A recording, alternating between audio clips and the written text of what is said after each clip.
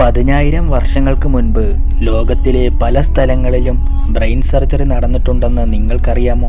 10,000 വർഷം പഴക്കമുള്ള തലയോട്ടികൾ കണ്ടെത്തിയപ്പോൾ അവയിൽ ഹോളുകൾ കണ്ടെത്തി. ഇങ്ങനെ തലയോട്ടിയിൽ ഹോളിട്ട് ചികിത്സിക്കുന്നതിനാണ് ട്രിപ്പനേഷൻ എന്ന് പറയുന്നത്.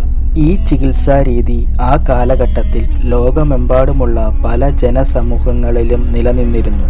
ഈ ചികിത്സാ രീതി ഉപയോഗിച്ച് ഒരുപാട് പേർ ജീവിതത്തിലേക്ക് തിരിച്ചു വന്നിട്ടുമുണ്ട്.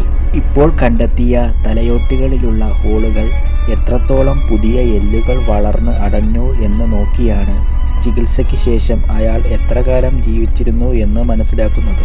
ഇനി ഹോളുകളിൽ പുതിയ എല്ലുകൾ വന്ന് അടഞ്ഞിട്ടില്ല എങ്കിൽ അത് ചികിത്സയ്ക്കിടയിൽ മരിച്ചയാളുടെ തലയോട്ടിയായിരിക്കാം. ബ്രെയിൻ ഇൻഫെക്ഷൻ, ബ്രെയിൻ ഇഞ്ചറി എന്നിവയ്ക്കായിരിക്കാൻ ട്രിപ്പനേഷൻ ചെയ്തതെന്ന് കരുതപ്പെടുന്നു.